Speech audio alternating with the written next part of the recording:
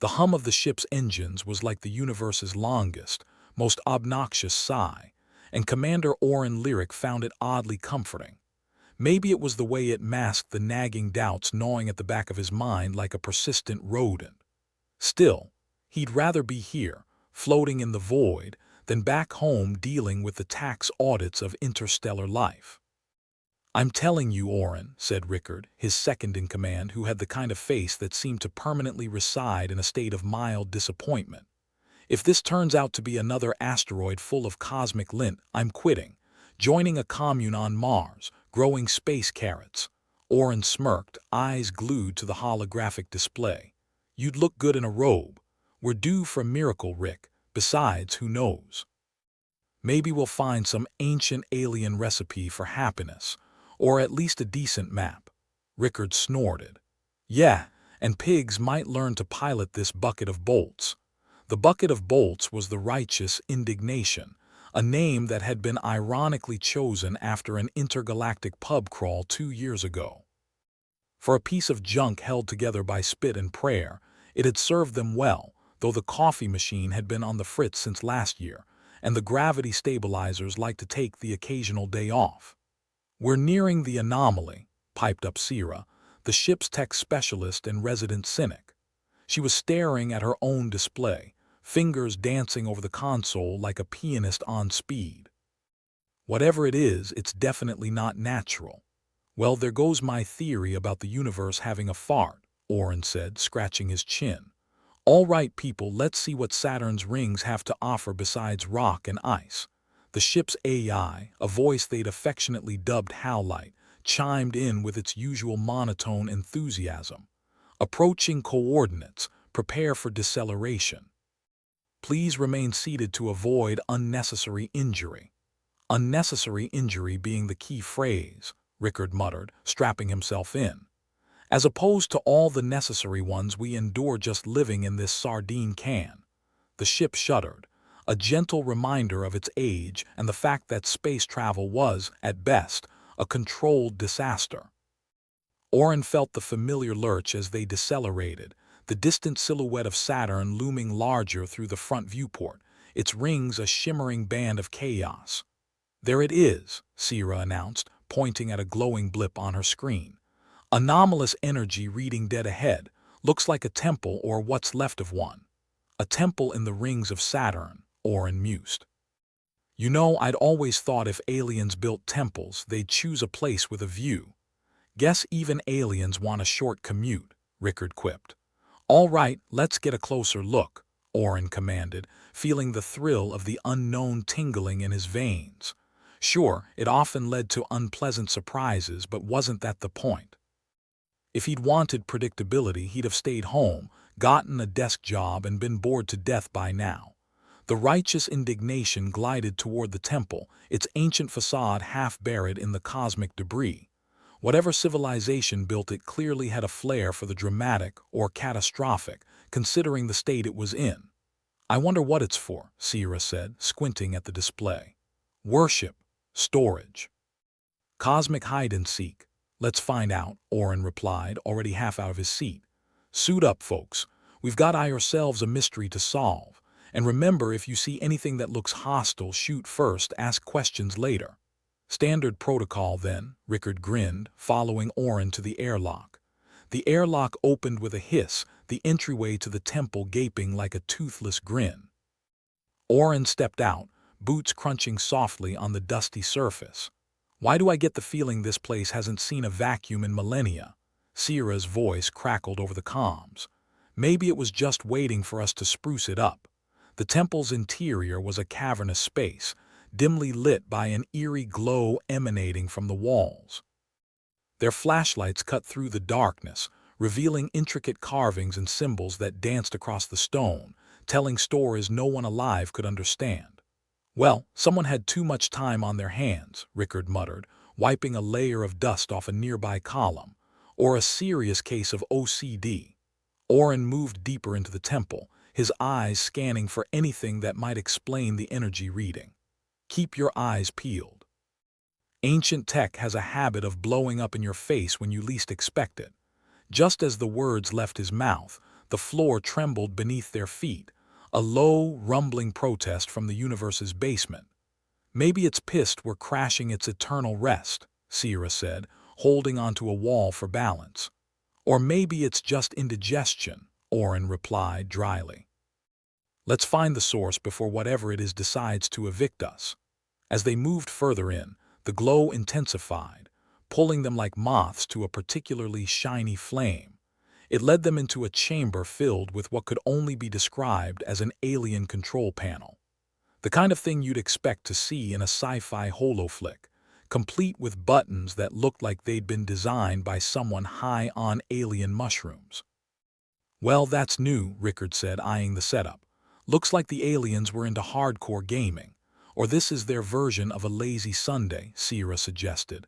"I bet that button over there is play." Orin approached the panel cautiously. "All right, folks, time to poke the bear with a stick." "Just remember, you break it, you buy it," Sierra quipped. He hesitated, hand hovering over the controls. For a moment, he thought about the consequences. Then he remembered that thinking about consequences had never gotten him anywhere interesting. "Okay, here goes," he said, pressing a button that seemed as good a choice as any. The chamber hummed to life, the glow intensifying until it was almost blinding. The controls lit up, displaying symbols that shifted and flickered like a cosmic slot machine. "Looks like you hit the jackpot," Rickard chuckled nervously. "Let's just hope it's not booby-trapped. Or the jackpot's not a cosmic nuke," Sierra added. "Because that would be a bummer."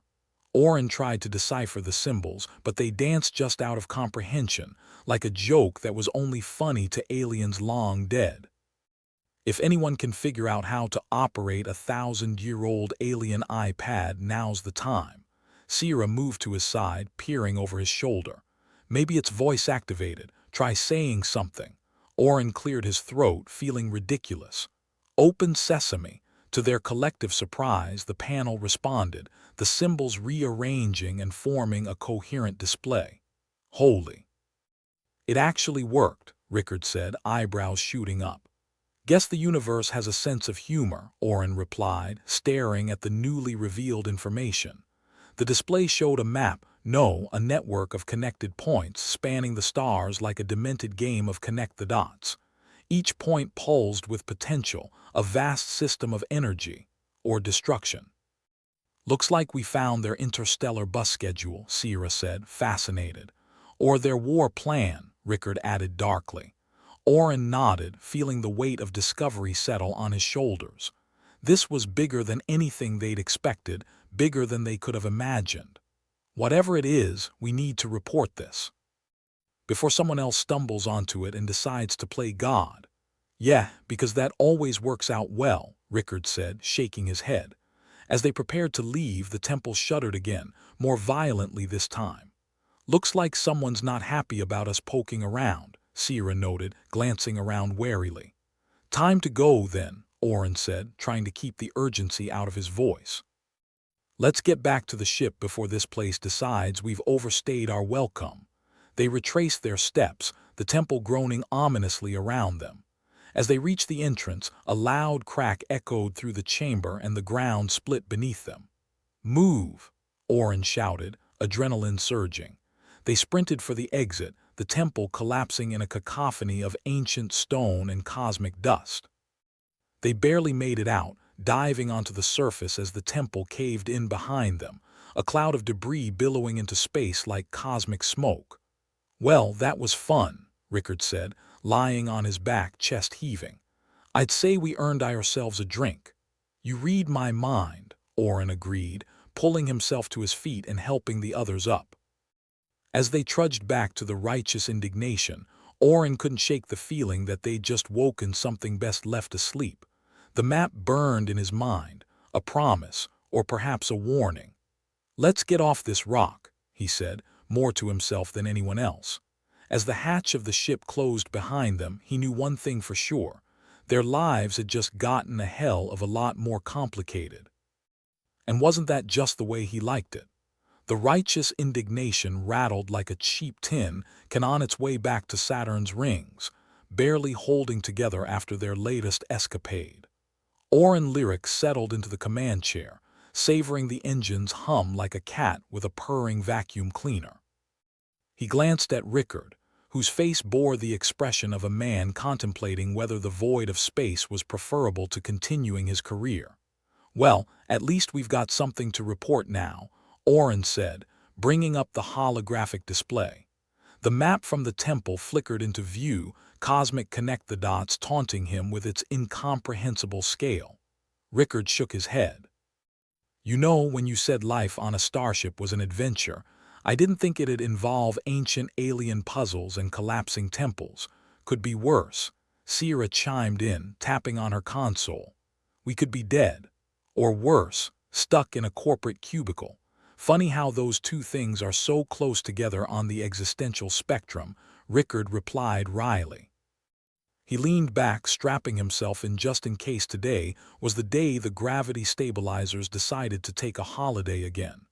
The AI howlite added its cheery monotone to the conversation. "Incoming message from Galactic Command. Priority level. Don't screw this up." "Great," Oren grumbled. "Patch it through." The holographic display shifted to reveal the stern visage of an admiral whose face looked like it had been set to permanent scowl some decades ago. "Commander Lyric," the admiral barked, "what have you gotten yourself into this time?" "Oh, you know, the usual," Oren replied, leaning back as if the admiral couldn't reach through the screen and throttle him.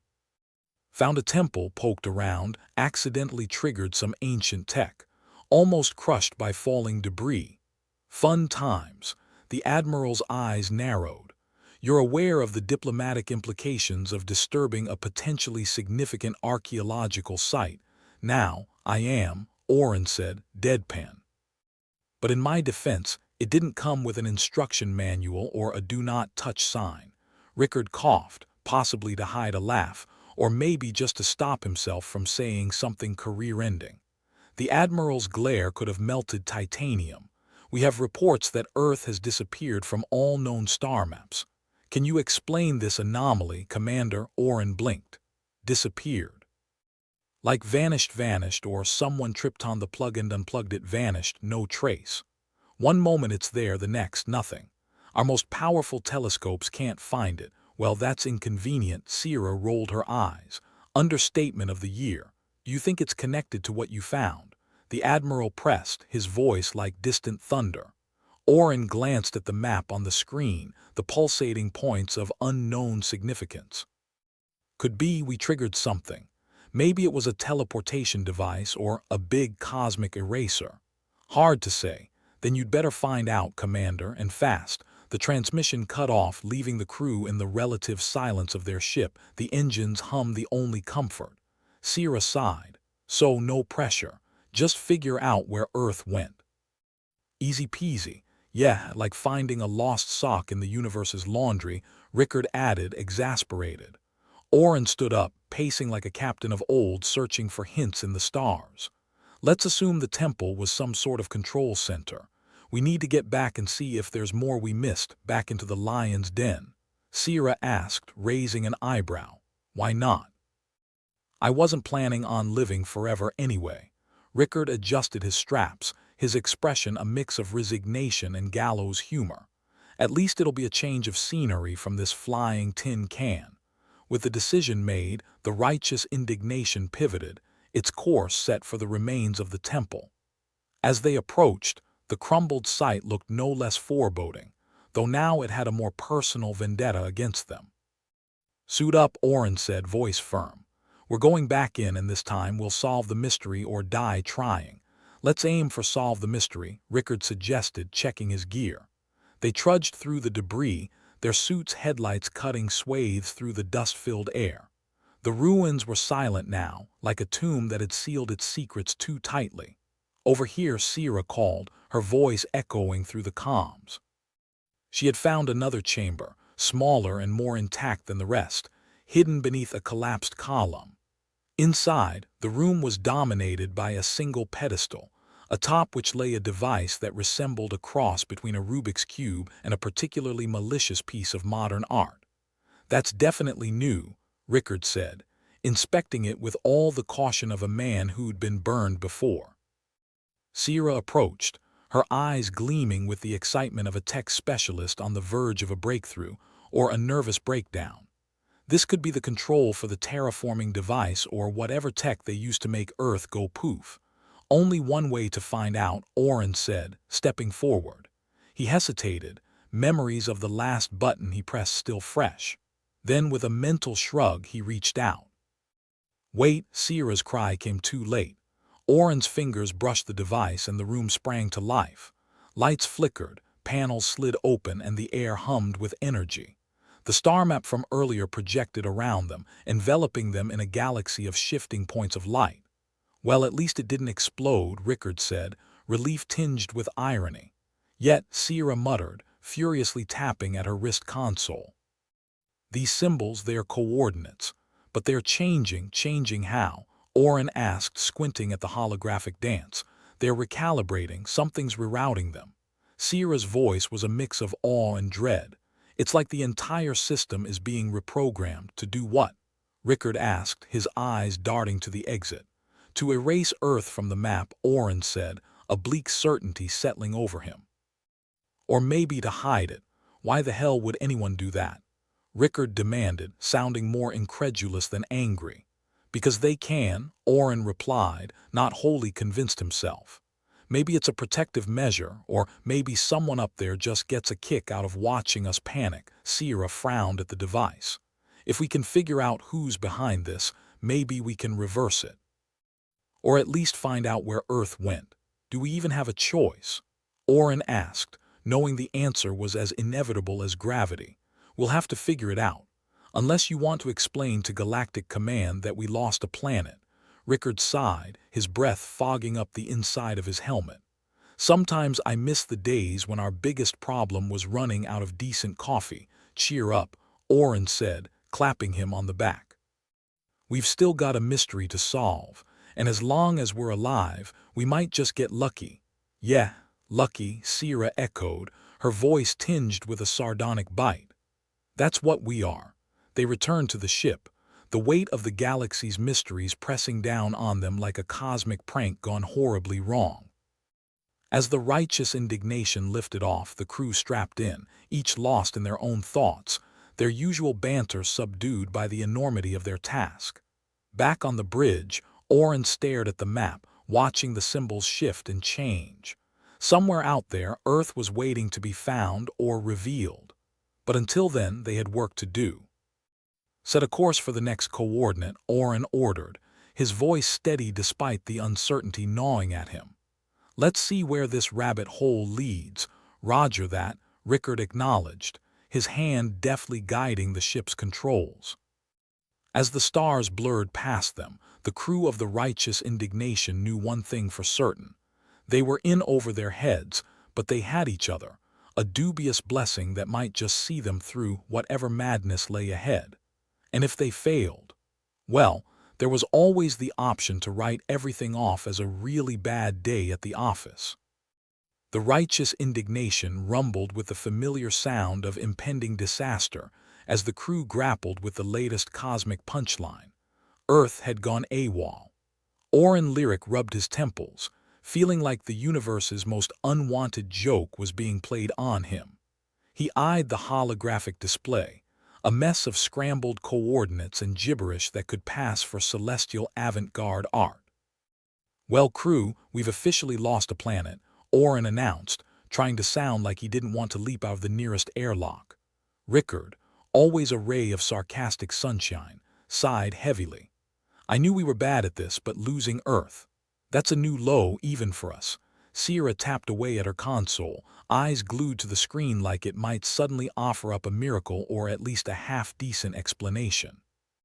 In fairness, the planet didn't exactly come with a this side-up label. Could have happened to anyone, yeah, anyone dumb enough to poke an alien puzzle with a stick, Rickard muttered, casting a sideways glance at Oren.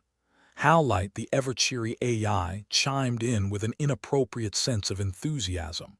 Current status, Earth missing. Probability of locating within the next 24 hours, low. Probability of court-martial, significantly higher. "Thanks for the pep talk," Hal Light Orin grumbled. "Really needed that anytime, Commander." The AI replied with a cheeriness that suggested it had no concept of sarcasm. Or maybe it did, and this was its own brand of cosmic trolling. Orin paced the bridge, the hum of the ship's engines punctuated by the occasional groan as something, or someone, rebelled against their current predicament. They had bigger issues than malfunctioning gravity stabilizers and the looming threat of Earth's disappearance becoming public knowledge. Mainly, they had to figure out how to decipher alien technology before someone with a higher pay grade decided their careers were as missing as Earth. "We need to get back to that device," Orin said, his voice laced with the determination of a man who just realized he might be able to sleep in his own bed again, if only he could avoid getting blown up. "Yeah, and this time, let's try not to press the destroy everything button," Rickard quipped, checking his gear with the resigned air of someone who had accepted that sanity was optional in his line of work. Sierra, seemingly unfazed by their predicament, was busy trying to make sense of the alien scripts displayed on her console. This is like trying to read a toddler's art project, but with bigger consequences if we screw it up. Well, good news is, if we do screw it up, we won't have to worry about explaining anything to the Admiral, Orin said dryly. Or anyone else, for that matter. The crew suited up for another jaunt into the unknown, the thrill of adventure somewhat dulled by the knowledge that the unknown had a nasty habit of trying to kill them. The temple loomed ahead, its crumbling facade somehow managing to look both ominous and inviting, like it was simultaneously daring them to uncover its secrets and hoping they'd just bugger off. Inside, the air was thick with dust and the faint whir of ancient machinery that had no business still functioning. The pedestal with the Rubik's Cube from hell awaited their return, its presence a reminder that sometimes the universe's puzzles came without obvious solutions. "All right, let's not blow ourselves up this time," Orin said, nodding at Sierra. "Think you can figure out how to play nice with this thing?" Sierra knelt beside the device, her fingers dancing across the alien symbols with a dexterity that suggested she'd spent more time around broken tech than was probably healthy.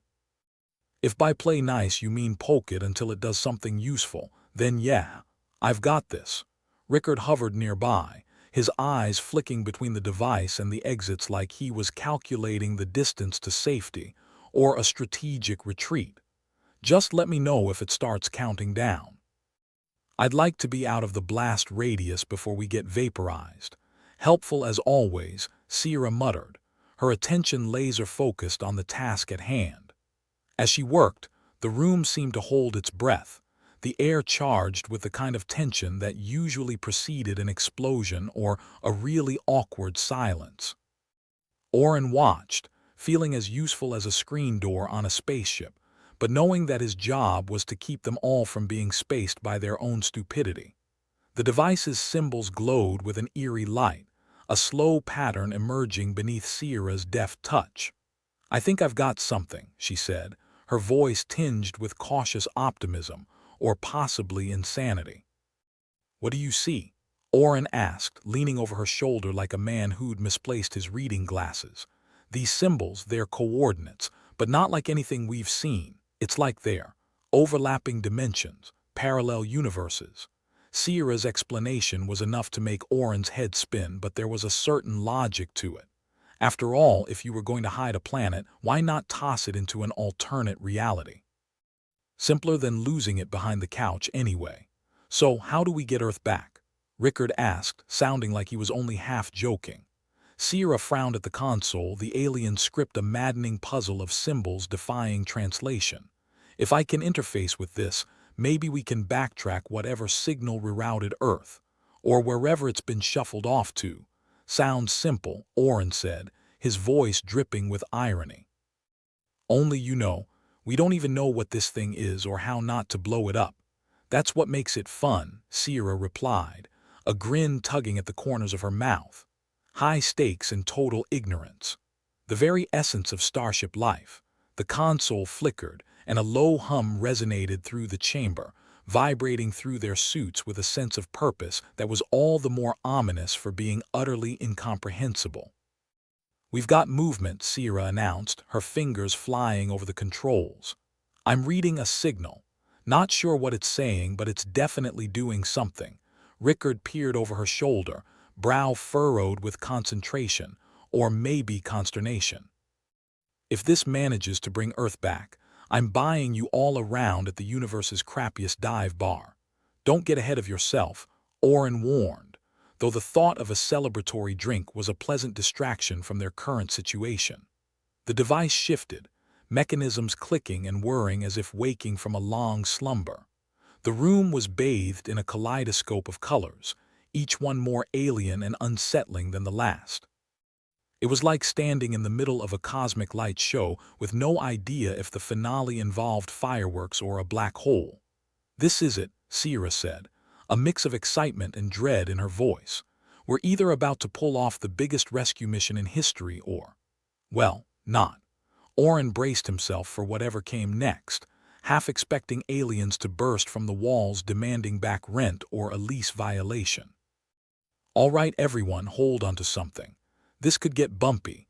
The device's light intensified, filling the air with a sound like static or distant thunder. For a moment, Oren was sure they'd finally managed to earn their court-martial, but then the room settled, the lights dimming to a steady glow. "Sierra," Oren prompted, his heart pounding in his chest like it was trying to escape. It's stabilizing," Sierra said, her eyes wide with disbelief. "The signal, it's recalibrating. I think it's trying to unlock whatever's hiding Earth, or it's calling for reinforcements," Rickard added, always the pessimist. "In which case, I hope they take bribes." Oren exhaled slowly, the weight of their task pressing down on him like a bad hangover. "Let's focus on the positives. If this thing can really reverse whatever happened, we might just come out of this with our heads attached." The tension in the room was palpable, the kind that could be cut with a space knife, or a really well-timed retort. But as the device continued its inscrutable work, Oren felt a flicker of hope, the kind that usually preceded disaster but sometimes led to unexpected victories.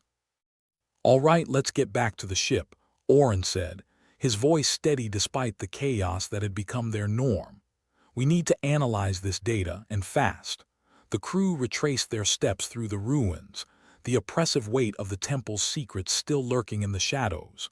But now they had a glimmer of possibility, a chance to unravel the mystery that had turned their lives upside down. Back on the righteous indignation, the atmosphere was tense but hopeful, a fragile balance between despair and determination. Oren watched the stars outside, wondering if somewhere, Earth was waiting to be found, or if they'd have to make do with the life they'd carved out among the stars. "Think we can do it?" Rickard asked, his voice a mix of skepticism and grudging optimism. "Probably not," Oren admitted, his wry grin suggesting that failure was just as entertaining as success, provided one survived to tell the tale. But Sierra interjected, her expression one of determined resolve. "We've got a better chance now than we did an hour ago." "True," Oren acknowledged, settling into his chair with the determination of a man who had nothing left to lose, but was going to take one hell of a shot at proving everyone wrong.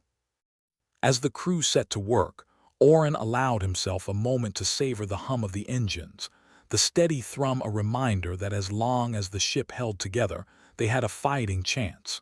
And maybe, just maybe, they'd find their way through this cosmic mess with something resembling a victory, or, at the very least, a really good story. The righteous indignation rattled its way back into space, clinging to life like a particularly stubborn barnacle. Oren Lyric, commander and general master of the universe's most persistent headache, monitored the holographic display, which unfurled a visual symphony of scrambled coordinates and gibberish. "Howlite, give me some good news, would you?" "Good news. The coffee machine is working perfectly." "Bad news. The rest of the ship might implode," the ship's AI chirped with a level of cheer that could make a depressive robot cringe. "Fantastic," Oren muttered, rubbing the bridge of his nose. Rickard, any chance you can manually fix those stabilizers before we all experience zero gravity as a lifestyle choice?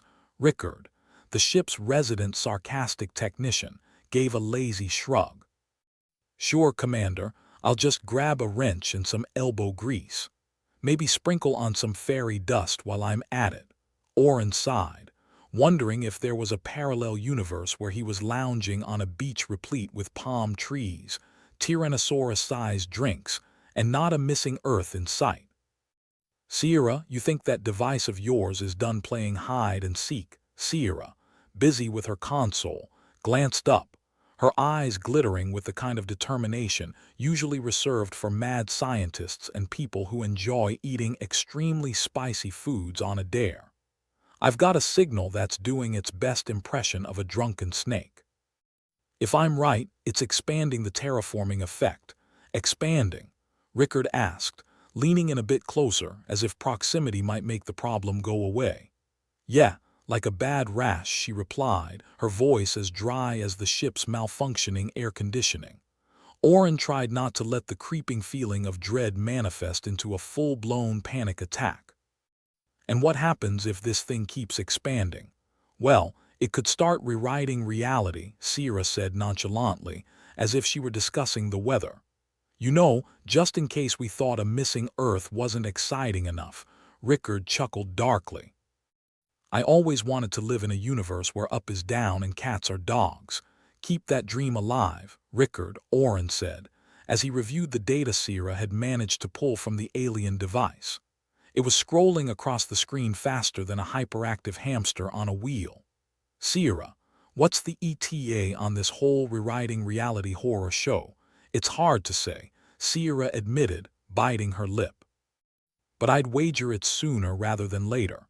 The device is increasing its output exponentially, Oren sighed, feeling the weight of the universe settling firmly on his shoulders. So, what's the plan aside from not dying? The plan's simple, Sierra said, swiveling in her chair to face him. We find a way to interface with the device and shut it down before it decides to turn the entire galaxy into its own personal sandbox. Simple, right? Oren echoed, the sarcasm almost palpable. And what do we do if we can't shut it down? Then we hope we've got enough firepower to blow it into pieces smaller than Rickard's patience, she replied. Rickard snorted. My patience. You think I've got any left? Fair point, Oren conceded.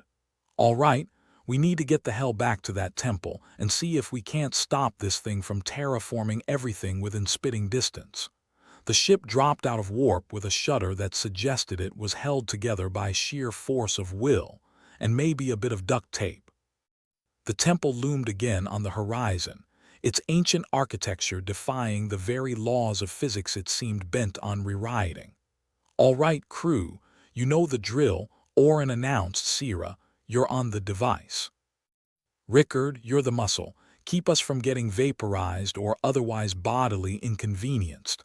Love being the muscle, Rickard grumbled as he hefted a piece of equipment that looked like a cross between a rifle and a Swiss Army knife. Really love it. They descended into the temple, the oppressive air thick with dust and the faint hum of machinery.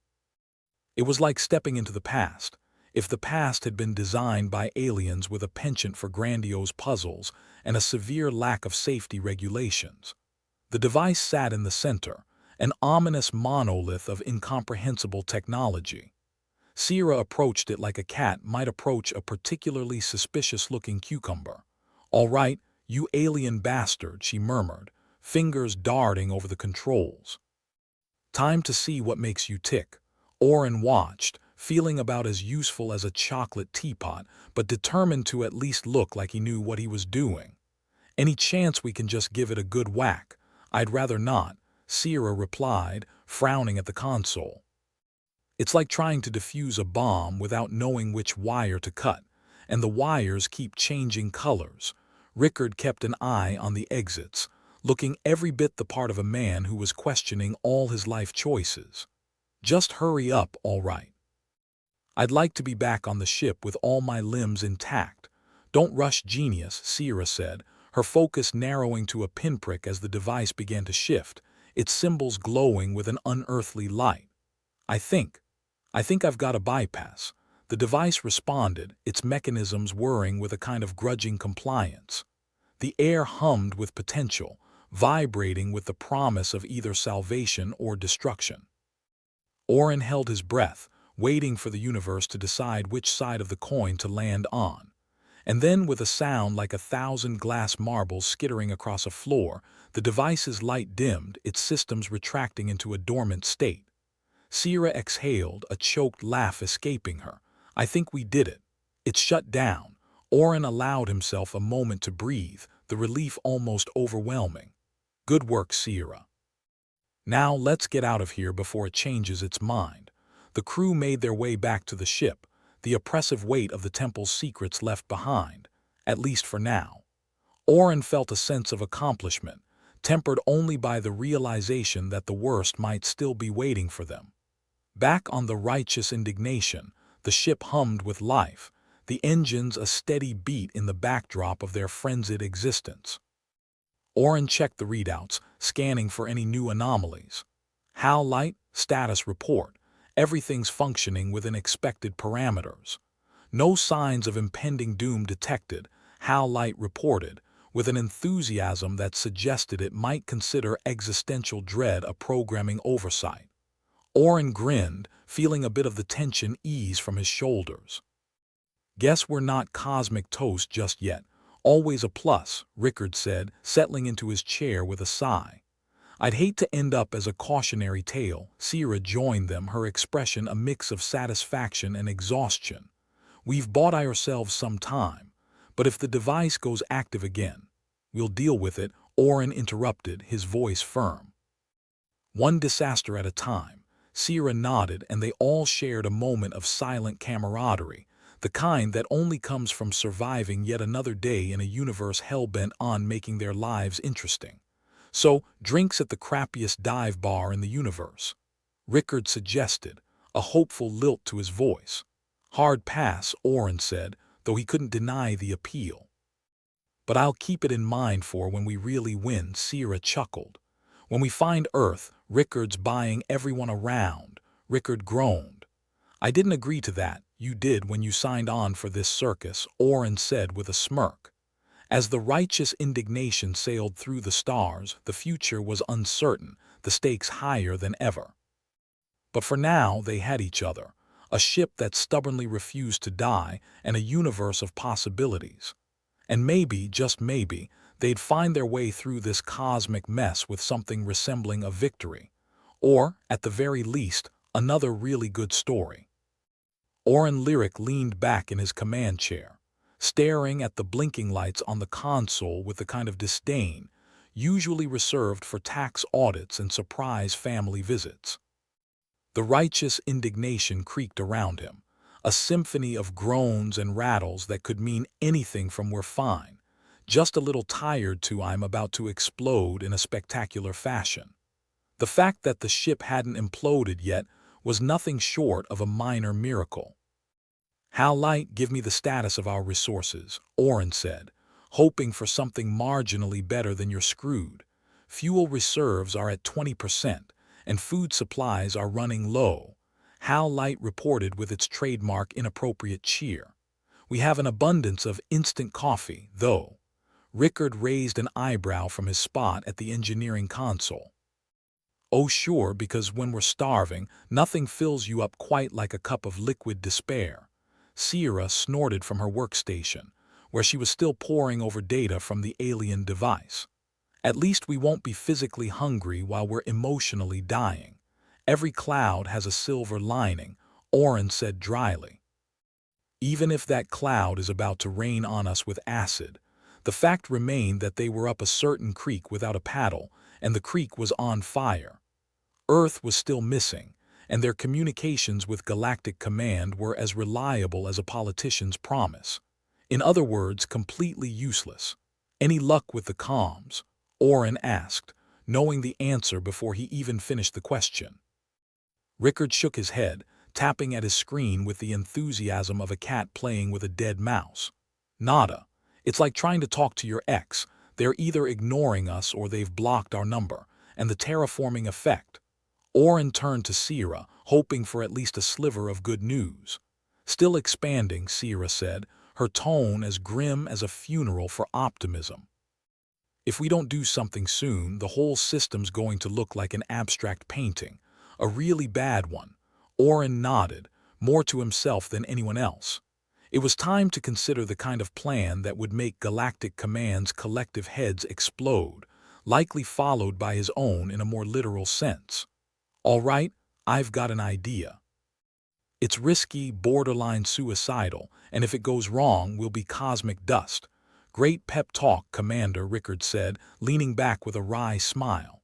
Really feel inspired now. Sierra gave Oren a look that suggested she was already measuring him for a straitjacket. What's the plan? We reverse the terraforming effect, Oren said, like it was the simplest thing in the universe. We take what we know about the device and try to make it undo what it's doing. Sierra's eyebrows shot up so high they might have considered a career in aviation. You want to hack an alien device that we barely understand, and hope it doesn't blow us up in the process. Sounds reasonable. Hey, I never claimed reason was part of the equation, Oren said. But if we don't do something, we'll be the proud owners of a galaxy-sized sandbox with nothing in it but regrets. Rickard chuckled, shaking his head. And here I thought my last job was a dead end. Welcome to the end of the universe, Oren said, spreading his arms wide like a magician unveiling his latest trick. Now let's see if we can pull a rabbit out of a hat. The crew got to work, the atmosphere aboard the righteous indignation shifting from resigned hopelessness to a frenetic determination. Rickard put his engineering skills to the test, jury-rigging systems that were almost definitely not designed to do what they were about to attempt. Sierra buried herself in alien schematics, her fingers moving across the display like she was playing the most intense game of Minesweeper ever conceived. Commander, Hal Light chimed in, its voice as chipper as ever. I must remind you that the probability of success is statistically negligible. Yeah, but what do you know about gut feelings? Oren shot back. Besides, we're not here for the odds, we're here for the miracle. Miracles are not within my programming parameters, Hal Light replied, somewhat apologetically. Neither is sustained optimism, but here we are, Oren said, turning his attention back to the task at hand. The ship shuddered again, as if it was protesting the very notion of survival. Oren hoped it wasn't a bad omen, but he'd long since stopped believing in good omens. Rickard, how's it going? If this works, I'm taking up a career in juggling chainsaws, Rickard muttered, elbow deep in a panel of wires and circuits. And if it doesn't, well, at least I won't have to worry about a retirement plan. Sounds promising, Oren said, watching as Sierra linked the alien device to their systems. Sierra, how's it looking? Like a nightmare in progress, she said, frowning at a particularly stubborn line of code. But I think I've got a workaround. If we can reverse the energy flow, we might be able to force a reversion.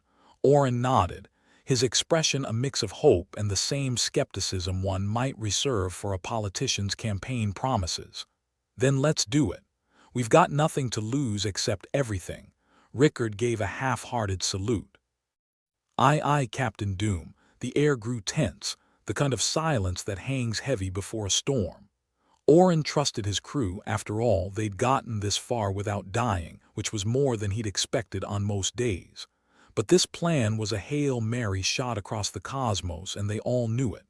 Activating now, Sierra announced, her voice steady despite the stakes. The ship's systems groaned in protest, lights flickering as power was rerouted and systems realigned. Oren watched the readouts with bated breath, his fingers clenching the armrests tightly enough to leave marks. Come on, you stubborn piece of alien junk, Rickard muttered under his breath. Don't make me beg. As if answering a prayer, the device began to pulse with energy, a deep thrumming sound resonating through the hull. The crew held their collective breath, waiting for the universe to decide whether they lived or died. And then, with a sound like the universe exhaling, the device responded. The readouts shifted, the impossible made possible by a combination of desperation and sheer bloody-mindedness. The terraforming effect began to slow, its encroachment reversing as if caught in a time lapse. Oren let out a breath he didn't realize he'd been holding. Looks like we've bought ourselves some time. Sierra slumped back in her chair, exhaustion evident on her face. Let's hope it's enough. Rickard wiped a hand across his brow. I'll take a maybe over a no any day. Let's not start planning our victory parade just yet, Oren cautioned. We've still got a missing Earth to locate. Minor details, Sierra said, her sarcasm a welcome return. Just the home of humanity and all that. As the righteous indignation drifted through space, the burden felt slightly lighter, though still monumental. The crew shared a moment of silent camaraderie, the kind that needed no words, only the understanding that they were in this cosmic mess together, come hell or high water.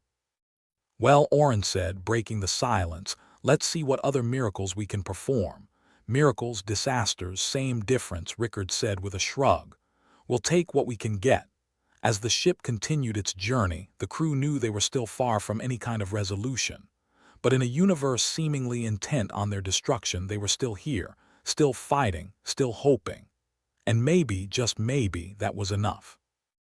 The righteous indignation limped through the void, a decrepit husk with ambitions bigger than its fuel tanks.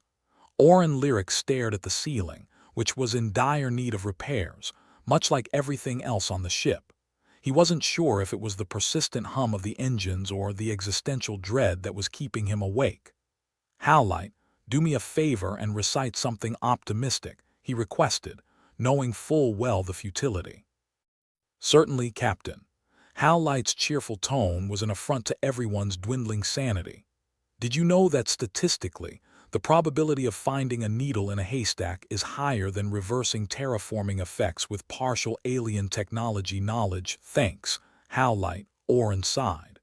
You should moonlight as a motivational speaker, noted for potential future endeavors, Howlite replied. Rickard shuffled in, wiping oil from his hands with a rag that once might have been a respectable color. Captain, if you're hoping for miracles, your faith is worse placed than my last bet at the space poker table. Just trying to keep the dream alive, Oren replied, eyeing the flickering lights on his console. Any updates on the engines? Rickard shrugged with the kind of resignation that suggested this was par for the course. They are as reliable as a politician's promise, which is to say they're full of hot air and liable to collapse under scrutiny. Fantastic. At least we've got each other, Oren quipped. Yeah, a real dream team, Rickard snorted. Now, can we please find Earth before I have to invent new swear words? I'm running out. Oren glanced over to where Sierra was deep in her own world, eyes glued to the holographic display. Somewhere in that swirling chaos of alien symbols and human frustration was the key to their survival, or their demise. It was a flip of the cosmic coin at this point. Any breakthroughs, Sierra? Oren asked, hoping for a miracle. Nope, just the same old interstellar gibberish, she murmured, not looking up. There's a pattern here, I can feel it. Unfortunately, feelings don't translate alien languages. That's a shame. Maybe we could launch a feel-good movie instead, Oren suggested with dry amusement, or a reality show, Space Despair. The musical, Rickard added. Just then the door whooshed open and Kalara, their resident linguist, entered with the kind of energy that suggested she'd just discovered fire. I think I've got something, she announced, breathless. Please tell me it's not contagious, Rickard muttered. Ignoring the jibe, Kalara slapped a tablet onto the table. I might have found a hidden failsafe in the alien script. It's like a backdoor, a reset switch, if you will. Oren's eyebrows climbed to heights previously unexplored. A failsafe. Like an undo button for reality. Well, more like an in case you idiots screw up button, she clarified. But yes, it could reverse the changes the terraforming has caused. Rickard's eyes lit up, though it was hard to tell if it was hope or the reflection of the blinking lights. So, you're saying we might not die in a vacuum after all? Possibly, Kalara replied, her excitement tempered by a hefty dose of skepticism. But the script is ancient. We could be activating a cosmic piñata for all I know. Great. I always wanted to be a star in a Universal game show, Oren said, rubbing his temples. Let's say you're right, Kalara. How do we access this failsafe? That's the tricky part. It's not just about flipping a switch. The device needs to recognize us as the original operators, Kalara explained. We need to become the aliens, Rickard snorted. What, are we supposed to start growing tentacles now? I'm afraid it's more complicated than that, Kalara replied. We need to mimic their energy signatures, basically trick the device into thinking we're them. The silence that followed could have suffocated a room less tense. Oren glanced around at his crew, united in their disbelief.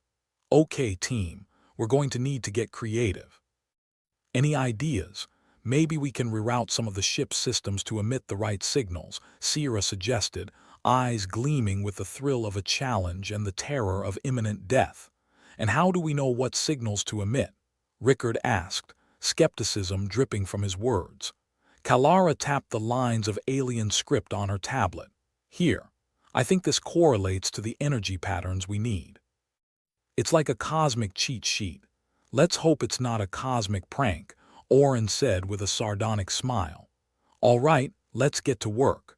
We've got a universe to unscrew. The crew sprang into action, each member slipping into their roles with the kind of practiced ease that suggested this wasn't their first dance with disaster. Rickard disappeared into the engineering bowels of the ship, muttering something about making magic out of mayhem.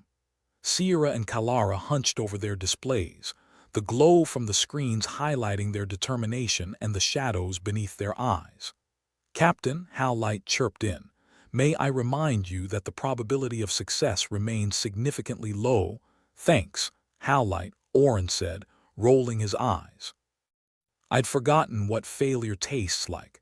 Shall I compile a list of potential goodbyes? Hal Light offered. Not just yet. Keep that in your back pocket, Oren responded, his focus returned to the flurry of activity around him. Hours passed in a blur, the only constants being the low hum of the ship and the occasional curse from Rickard, who had a unique talent for inventing new profanities on the fly. The air grew heavy with anticipation, as though the universe itself was holding its breath. Captain, I think we're ready, Sierra announced finally, though her tone suggested readiness was a relative term. The systems are set to mimic the alien energy patterns. It's now or never. All right, Oren said, standing and brushing imaginary dust from his uniform. Let's see if we can convince this thing we're extraterrestrial enough to save the day. Kalara stepped forward, fingers poised over the controls.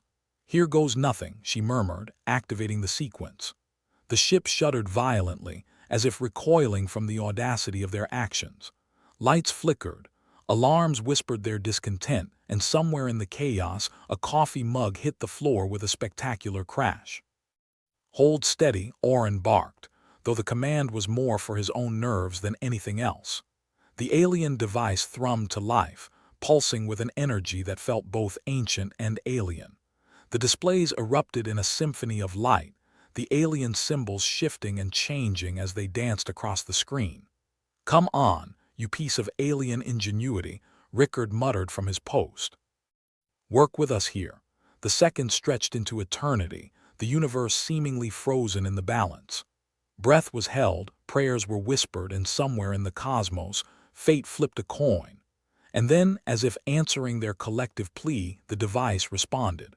The symbols aligned, the energy fluctuated, and the failsafe activated with a sound that resonated through the ship like a cosmic gong. We did it, Sierra exclaimed, her voice a mix of disbelief and joy.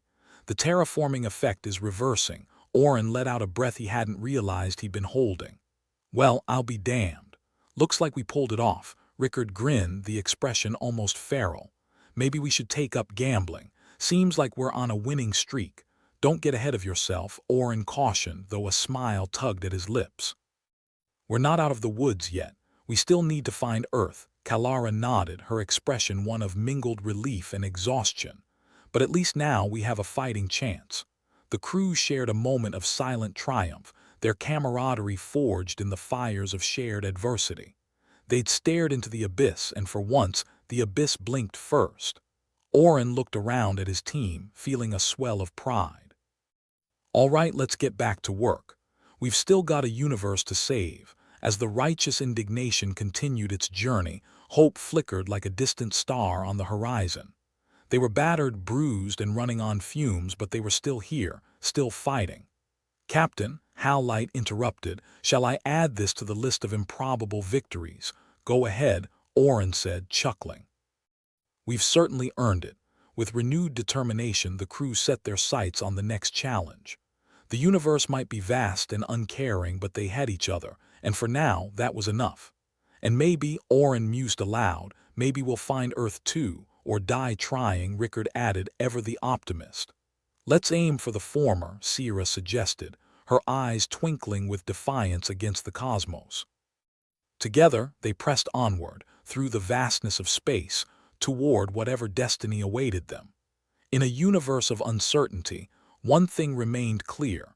They were the crew of the righteous indignation, and they were damn well not going down without a fight. The righteous indignation limped through the void like a battered prizefighter trying to make it to the final bell. Inside, the crew was buzzing around like caffeinated ants, except these ants had bigger problems than finding sugar.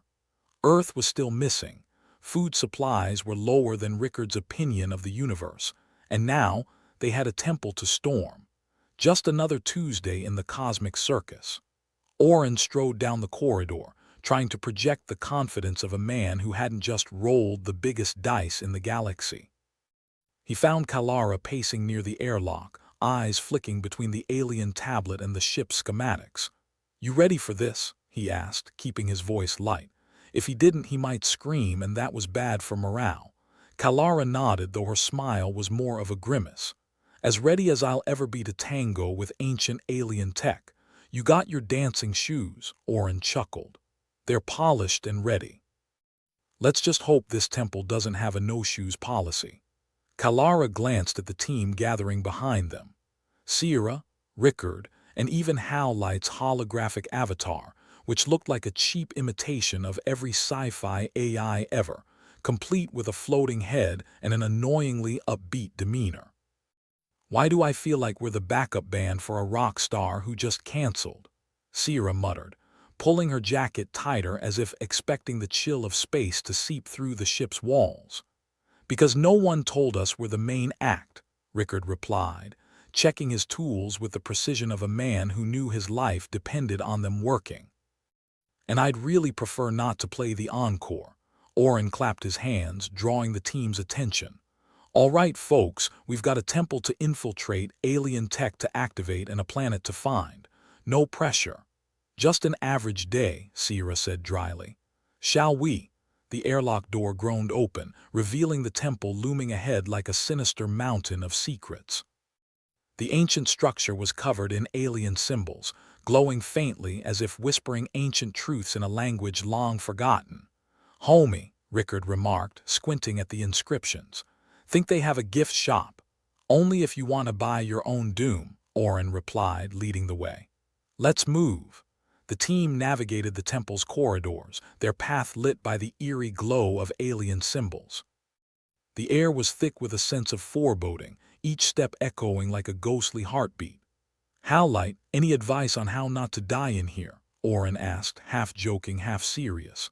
"Statistically, staying alive is preferable to dying," Hal Light chirped helpfully. "Great, I'll keep that in mind," Oren replied, rolling his eyes. Kalara stopped before a massive door, its surface etched with yet more alien script. "This is it," she said, her voice barely a whisper. "The core. Any idea how to open it?" Rickard asked, one eyebrow raised. Kalara examined the symbols, her fingers tracing the lines as if she could absorb their meaning through touch. "It's like trying to read a cosmic joke written in hieroglyphics." "Let's hope the punchline isn't our untimely demise," Sierra said, glancing over Kalara's shoulder. With a deep breath, Kalara pressed her hand to the door. The symbols flared to life, dancing and shifting beneath her touch. Slowly, the door rumbled open, revealing the temple's heart. Inside, the core pulsed with a rhythmic energy, a throbbing beacon of alien power. It was both beautiful and terrifying, a monument to a civilization that had mastered the cosmos. Wow, Sierra breathed, staring at the device. That's a lot of buttons. More like a cosmic control panel, Rickard observed, eyeing the complex array of symbols and switches. Anyone know which one says fix everything? We'll have to wing it, Kalara said, moving toward the device. If we can mimic the energy signature, it should respond to us. Oren felt a bead of sweat trickle down his neck. No pressure, right? No pressure, Kalara agreed, though her hands trembled slightly as she began her work. As Kalara interfaced with the device, the room hummed with power. Symbols flickered across the walls, casting strange shadows that danced to the rhythm of the core's energy. Captain, Howlight interrupted, its voice a low drone. I detect an increase in energy levels. The device is responding. Is that good or bad? Rickard asked, leaning in to examine the readings. Depends, Oren said, his eyes fixed on Kalara. Kalara, how's it looking? Like an alien Rubik's Cube, she replied, focused on the controls. But I think I've got it. The device pulsed, the energy shifting and aligning with a sequence that resonated throughout the temple. The symbols on the walls flared brightly, casting the room into stark relief. Here goes nothing, Kalara murmured, initiating the failsafe. The core erupted in a cascade of light, the energy surging outward in a wave that rippled through the temple. The ground trembled, the very air vibrating with the force of a cosmic reset. Hold on, Oren shouted, bracing himself as the energy washed over them. The light enveloped the team, a blinding brilliance that threatened to consume them. For a moment it felt as if they were adrift in a sea of pure energy, the universe itself bending to the will of the ancient device. And then, as suddenly as it began, the light dissipated, leaving the room in an eerie calm. Well, Rickard said, blinking in the sudden dimness. Either we're dead or it worked. Sierra checked the readings, her eyes wide. Earth's back on the star maps, she announced, her voice filled with awe. We did it. Oren let out a breath he hadn't realized he'd been holding. So we're not cosmic toast. Not today, Kalara confirmed, a smile breaking through her exhaustion. The failsafe worked. The terraforming is reversing. Nice to know the universe isn't out to get us this time, Oren quipped, relief flooding his system. Captain, Howlight interjected, shall I update the success statistics?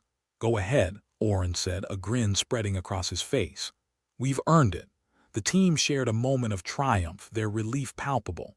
They had faced the void and against all odds emerged victorious.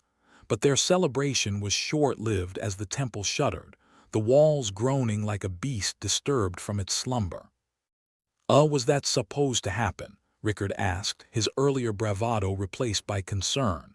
The system's unstable, Kalara said, her voice tight with urgency. We need to get out of here, now. Right, Oren agreed, motioning for the team to move. Let's not stick around for the grand finale. They raced through the corridors, the temple collapsing around them in a cacophony of stone and energy. The air was thick with dust and the acrid tang of burnt circuitry, each breath a reminder of their narrow escape. Faster, Oren urged, pushing his team forward as the temple crumbled. They burst through the airlock, the righteous indignation looming like a sanctuary in the chaos. Inside, the ship was a hive of activity, the crew scrambling to ready the engines for a hasty retreat. Get us out of here, Oren barked to Rickard, who was already at the controls, his hands a blur of motion. On it, Captain, Rickard replied, his focus razor-sharp. Buckle up, everyone. This is going to be a bumpy ride. The righteous indignation roared to life, its engine straining against the gravitational pull of the collapsing temple.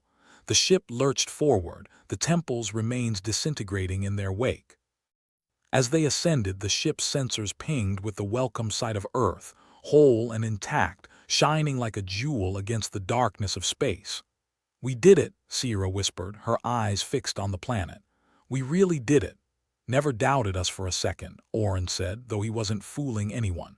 His heart was still racing, adrenaline coursing through his veins. Captain, Earth's location is stabilized, Howlight reported, almost sounding pleased with itself. Probability of survival has increased significantly. Glad to hear it, Oren replied, relaxing into his seat for what felt like the first time in ages. The crew settled into their routine, the tension of the past hours slowly ebbing away. They had achieved the impossible, defied the odds, and saved a planet. "Think we'll get a medal for this?" Rickard joked, leaning back with a satisfied smirk. "Maybe," Oren answered. "Or a court-martial, who knows?" "Let's aim for the former," Sierra echoed her earlier sentiment, her voice laced with weary amusement. Together they watched as Earth grew in the viewport, a reminder of both their success and the countless challenges still ahead. They were battered, bruised, and barely holding together, but for now they were triumphant. As the righteous indignation cruised through the void, Oren's mind drifted to what lay ahead. There were still mysteries to solve, dangers to face, and a galaxy full of unknowns. But for now, they would enjoy this moment, a hard-won victory in a universe that often seemed indifferent to human struggles. "And who knows," Oren murmured to himself, "maybe we'll get lucky again, or die trying," Rickard chimed in, ever the realist. "Let's stick around and find out," Sierra added, her gaze fixed on the stars. "The universe isn't going to save itself." With a final nod, Oren turned back to the controls, ready for whatever came next. They were the crew of the righteous indignation, and damn it, they were unstoppable. For now, anyway. The air inside the righteous indignation was, unsurprisingly, filled with the kind of relief only experienced by people who'd narrowly avoided becoming cosmic dust. The crew was alive, Earth was back, and if you squinted hard enough, you might even mistake the atmosphere for something resembling hope. Oren leaned back in the captain's chair, which creaked like it was about to voice its own complaints. Maybe the indignant part of the ship's name wasn't just a metaphor. "Well, team," Oren started, trying to infuse his voice with that captain's chirpiness he'd never quite mastered. "We did it. We actually bloody did it." Sierra, still at the holographic display, shifted to face him. Her eyes were a mix of exhaustion and disbelief. "Yeah, and all it cost was a potential death sentence and a few years off my life expectancy." "Bargain of the century," Rickard snorted from across the bridge. "At least we'll have a great story to tell when we're old and senile. Assuming we don't get court-martialed first. Court-martial or a medal, which do you think sounds more like us?" Oren asked, his voice dripping with sarcasm. "I'm not sure I'm ready for a life where everyone's suddenly singing our praises." Kalara, pacing as usual, added her 2 cents. "I wouldn't mind a medal. Something shiny to distract me from the fact that every alien device we touch nearly kills us." "Perks of the job," Rickard chimed in, tightening a bolt on his console with the precision of a man who trusted machines far more than people. "But hey, at least we've put ourselves on the map. Earth's map, to be specific. Isn't that convenient?" Sierra replied. "I can't wait to be Earth's favorite scapegoat if this all goes south again." A holographic shimmer announced Hal Light's presence. "Captain, may I interrupt this enlightening self-pity session with an update by all means," Oren said, gesturing grandly. "What's on your mind, Hal Light?" "Earth remains stable," Hal Light reported with what could only be described as a monotone attempt at enthusiasm. "Current probability of immediate planetary disappearance is less than 1%. "Less than 1%, huh?" Rickard said, rubbing his chin. "I'd have better odds betting on a one-legged man in an ass-kicking contest," Sierra chuckled. "Well, at least we've got you for backup, Rickard. Anything goes wrong, we'll just send you in kicking." "Captain," Hal Light continued, undeterred by the banter, "Galactic Command has acknowledged our success and requests a briefing upon arrival." "Let's hope they are in a forgiving mood," Oren muttered, before adding, "All right, people, strap in. We're heading home." The ship was a cacophony of noises, the whir of engines, the beeping of consoles, and the occasional ominous creak that made everyone's hair stand on end. Yet through it all, there was a sense of quiet achievement. They'd done the impossible. They'd brought Earth back from the brink. "Hey, Captain," Kalara said, her voice softer than usual. "Do you think anyone will ever really know what we went through?" Oren paused, considering the question. "Probably not. People will see us as the heroes or the idiots who nearly lost Earth. Probably both, and we'll smile politely and nod, right? Sierra added. All while thinking you have no idea. That's the spirit, Rickard said, his eyes on the controls. Let's just hope they remember us fondly. Or at least with mild disinterest. Orin nodded, glancing out at the stars. Whatever happens, we did something that'll echo for a long time, even if no one knows about it. The journey home was a mix of tension and quiet contemplation. There was a storm waiting for them back at Earth, but for now, they had a moment of peace. A moment to reflect on what they'd been through and how far they'd come. Not just physically, but as a crew. Rickard busied himself with the ship systems, muttering curses under his breath at the unhelpful machine interface. Sierra was fiddling with the alien tablet, trying to squeeze out every last bit of information before they returned it to the boffins at command, who'd probably spend the next century trying to figure out how to turn it on. Kalara, for her part, was staring out the viewport, eyes fixed on the approaching blue and green marble that was Earth. Never thought I'd be happy to see it again, she admitted. Can't deny it has its charms, Orin said, even if it is prone to disappearing acts. The ship rattled slightly as they hit the atmosphere, the familiar pull of gravity a welcome sensation after so long in the void. Orin adjusted his seatbelt, more for comfort than necessity, and switched to the comms channel. Galactic Command, this is the Righteous Indignation, requesting permission to land. Over. There was a brief pause, the static crackling like distant thunder. Righteous Indignation, permission granted. Welcome back, Captain Lyric. Thanks, Admiral, Orin replied, a grin tugging at his lips. It's good to be back. The landing was smoother than expected, all things considered. Maybe the ship had finally decided to cooperate, or maybe the universe had stopped actively spiting them for a few moments. Either way, they touched down on solid ground with minimal swearing, a small miracle. As the crew disembarked, they were met with a mix of applause and stern faces. It seemed Earth hadn't quite decided how it felt about them yet. The Admiral was first to approach, his scowl as deep as ever. Captain, he said, his voice like gravel. Congratulations on your success. Thank you, sir, Orin replied, trying to sound modest. Couldn't have done it without the team. I'll debrief you later, the Admiral continued, his eyes flicking to the rest of the crew. For now, enjoy the moment. You've earned it. Translation. You've got a few hours before the paperwork starts, Sierra whispered, earning a smirk from Rickard. Never thought I'd say this, Kalara said, but I'll take paperwork over near-death experiences any day. Agreed, Orin said, looking around at his team. Let's enjoy being alive and not on trial, shall we?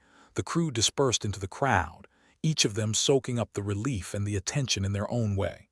For a brief moment, they were heroes, saviors of humanity.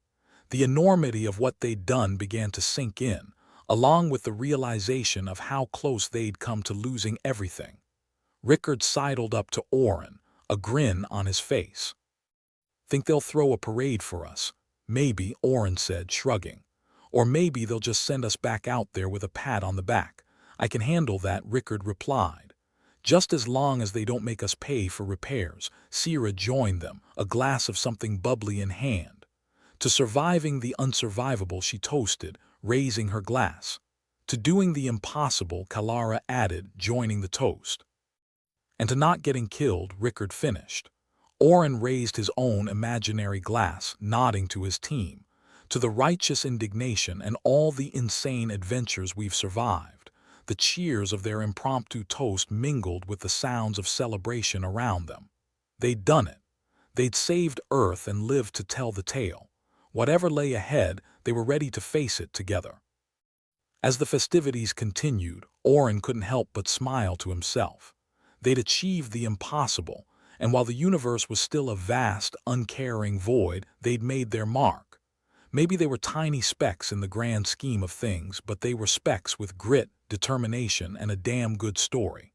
Captain, Hal Light's voice interrupted Orin's thoughts, its tone as dry as ever.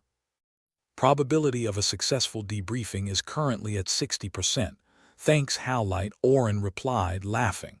But for now, I'll focus on the probability of a good celebration.